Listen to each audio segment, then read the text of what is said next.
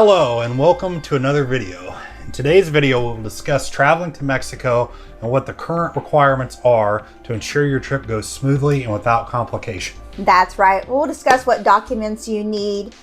Obviously your tourist visa, customs declaration, health declaration, and COVID screening to make sure your trip to and from Mexico is an enjoyable experience. Firstly, as you probably already know, you need a passport. If you're in the US, we'll provide a link in the description on what you need to do to get the ball rolling on getting your passport. As an adult, your passports issued from the US are good for 10 years. You'll also need a Mexican immigration and customs form. You can request one online. A link is provided in the description below, but they are commonly passed out on the plane before even landing in Mexico. So no worries if you haven't obtained one or unable to complete the online process and print it out. You need one of these per individual. So if you're traveling with a family, even with children, everybody that has a passport has to fill out an FMM or an immigration form for Mexico. And they also detach the bottom portion of that and give it back to you when you proceed through customs. Do not lose that form. Don't tear it, bend it, because they're very picky when you go to leave, and it can cause possible flight delays, and you pay a fine of, I believe it's around $35 if you lose that form.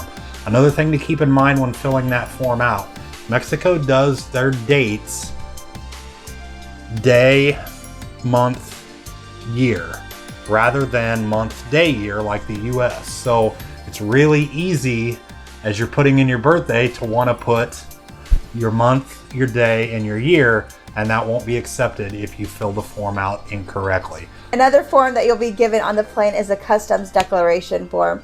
This allows you to declare items and quantity of cash you are bringing into the country, and one is required per family. Now, the FMM and customs forms have been standard requirements for years.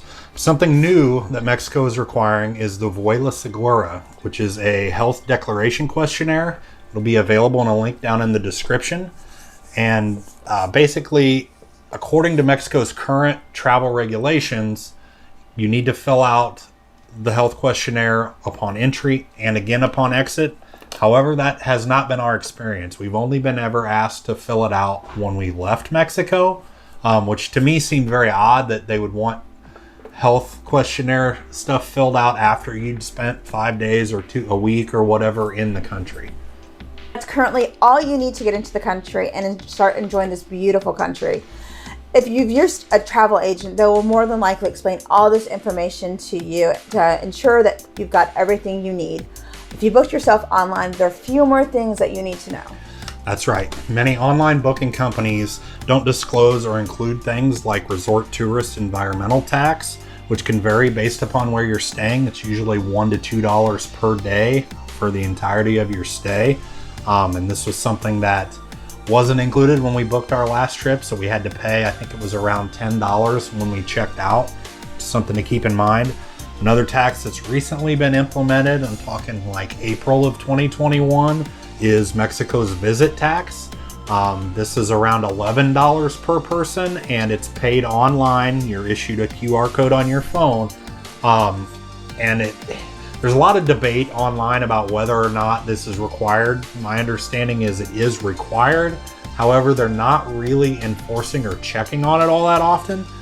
So you may be able to skate through, and basically they've got some individuals set up after you visit your airline and get your ticket. When you go up the escalators, there's some people there with some scanners, and they're looking for your QR, but they're not stopping everyone. So we'll let you decide on whether that's something that you want to proactively pay or risk getting stopped, or maybe you'll be able to skate through without paying it. But it is something that I finally got my bag. I mean, it was like, I think there was one of the last 10 bags on the plane, and now we are trying to get out through the Shark Tank so we can buy a $25 margarita. Then we'll get our shuttle.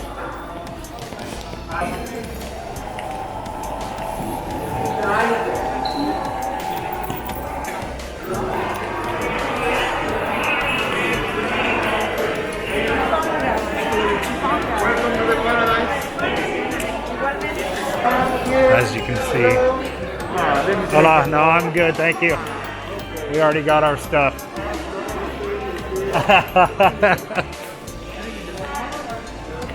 They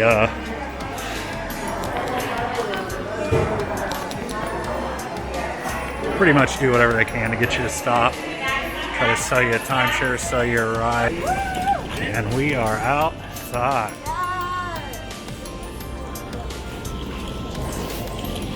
One of the things that we kind of wanted to talk about was this trip, because it was our 5-year anniversary, and I didn't want Amanda to get notified or find out. I wanted to surprise her. I booked this trip online at one of the online Amstar, Cheap Caribbean, basically, is where I booked it, and it was a great deal. That being said, there's a lot of hidden costs when you do something like that, which is why we always recommend using a travel agent. The travel agent that we use is Gemini Travel, located in Keokuk, Iowa. Mary Braden is our representative, and she is amazing. We did not use her for this trip. The only reason we didn't was because I didn't want Amanda and anybody else to really catch wind that we were going to be going, because I wanted it to just be us. That being said, when we booked, things like bags aren't included. We paid another $216 for a carry-on and a check bag each round trip. So that adds to the cost of your trip. Another thing to keep in mind is transfers are not private when you do that. Whenever we book through Mary, she always books us private transfers, which is amazing. Lastly, in order to get back into the U.S., again, we are still in the time of a pandemic, COVID-19. Again, as of today's date of shooting, today right now, it is November 23rd, 2021. Vaccinated individuals traveling back into the U.S. must be tested within 3 days of their departure from Mexico. And unvaccinated individuals must provide a negative test within 1 day. So be sure to keep that in mind when planning and scheduling your test. And another thing regarding COVID, if you have tested positive within the last 90 days and can get a letter from a medical institution in the US, that will work to keep you from having to get tested because of the likelihood that you would test positive. Right now, antigen tests are all that's required. You do not require a PCR, so a rapid antigen test, something that can be obtained within 15 to 20 minutes after the test. You'll have your results. They'll give you a piece of paper, most likely an email, so that when you go to check in through the airport, you provide that and they allow you through. The tests typically run anywhere from $20 to $25 per individual, and many of the resorts are providing them free of charge. The resort we most recently stayed at, the Reef Cocoa Beach, did not provide them. However, they did have arrangements for an on-site medical professional. You just had to call and schedule it, and then they would come on site, swab you, and email you the result. And that's it, guys. So all you really need is your passport, your immigration form, your customs declaration, and then your negative COVID results to get back in, as well as a few taxes here and there. You will be able to go enjoy the beautiful country of Mexico, whether it be Cancun, Los Cabos in Baja California, or anywhere else in the country. Mexico has so many beautiful destinations. We've barely scratched the surface on where we'd like to go. We have so many bucket list places in Mexico that we want to visit. You to get out and enjoy the country while you have a chance. It's beautiful. It's beautiful. We are here at this Terminal 4 of the Cancun Airport for departures. One, kind of a little tip that we've noticed and had happen to us on previous trips is everybody will come up and try to help you with your bags, help you get checked through with the machines, and they're doing that for a tip. So they may be wearing a shirt that looks official, has some logos on it, but just find your way to your appropriate airport ticket counter and do things that way, get through customs that way. It can save you a fair amount of money. Guy Fieri